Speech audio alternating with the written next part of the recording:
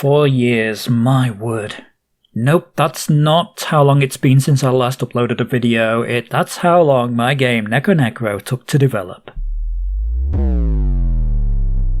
Hi, I'm Jay, and I make games with my pens and pixels. Okay, so I made this game, NekoNecro. It's a hand-drawn platformer. It took me 4 years to make. It has 100 levels, and I'm burned out. Okay, so what is burnout? There are a lot of videos about this. Typically, burnout is referred to as stress and exhaustion. You've done a lot of work, like a lot of work. We're talking AAA game crunch culture type work. You are so exhausted you just can't. I open up my game making tools and I don't wanna. I just don't wanna. That's burnout. I can't enjoy a single thing I used to enjoy. That's burnout. I don't even remember why I used to make games and just kinda wanna quit and never make one again.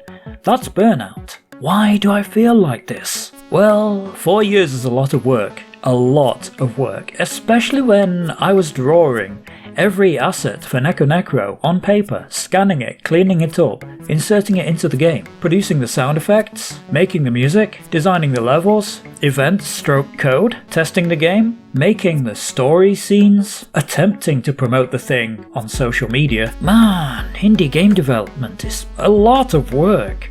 Okay, but also, I think you can experience burnout from another source. If you get a lot of demands on what you're doing, especially if they are thankless demands, I think that can create a scenario in which you feel overstressed. You're putting in a lot of work and getting very little in return. I was making this game, NekoNecro, and showed it on social media. I can kind of draw, so people saw it and said, hey, that looks good. That looks quite different with its black and white thing. I'm interested in this.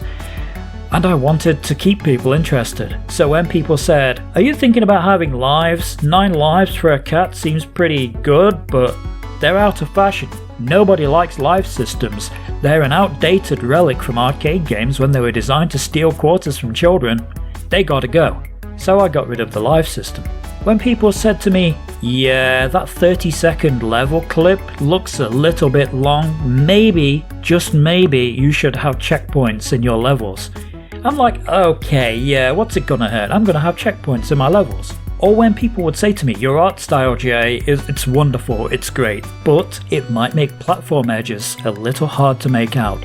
So what about Coyote Time to give players a little hand in doing that? I was like, yeah, what's the harm? After a while, it just seemed like, okay, I'm making all these changes that other people are asking and kind of losing sight of the game I want to make. And then it released. And I got Steam reviews saying that this game was run-of-the-mill and quite like every other platform game ever. You know, because I made these changes that people asked to make it like every other platform game ever. No, I'm actually really proud of NekoNecro, but it doesn't stop the fact that the whole proceedings feel kind of thankless. Like I made all this work for myself in making the game that other people wanted me to make instead of the game I wanted to make, and now it's just like, here, I did the thing you asked me to, oh, what's that? You don't like it very much? Ha ha ha, lol. I guess the rambling point I'm trying to make is, try cut developers a little slack. A lot of us, especially the smaller ones, have got a lot of plates spinning at the same time, and a kind word or two, hey, you're doing great. I really like that animation. Your soundtrack is badass. This game looks like I'm gonna rob a bank to be able to afford it because I must play it, absolutely need it. These kind of things give us energy.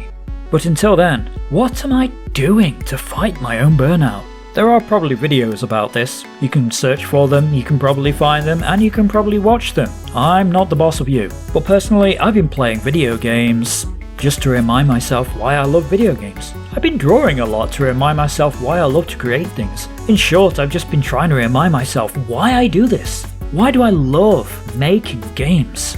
It's not for the demands. It's not to put a game out to be told, hey, you made these changes we asked for, but it's not good enough. It's because I love to make things. I love to create worlds to get lost in. I love to create fun little toys where you can bop enemy heads or jump off springs or just enjoy birds flying around or whatever it is. Moving forward, I think I'm gonna have some of that energy, you know? this has been a video just to kind of update you on where I am and whatnot.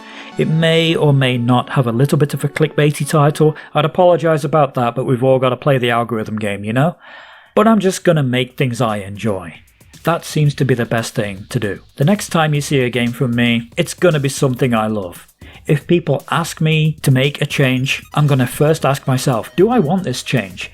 Will this change be part of a game that I will have made for me? And if not, it's not going in. If it is, hey, I make all of us happy. I feel like this video had no point other than to be a video that I've uploaded just so YouTube doesn't think I'm dead, etc. But I think it's good to touch base and just remind the universe that I exist once in a while. Until then, I'm still fighting the burnout, still playing the video games, drawing the stuff, reminding myself why I even do this. Let's just see how things go, eh? You guys, be kind to each other. Peace out. Like, subscribe, ring the notification bell, all that algorithm stuff, and keep being you. Later.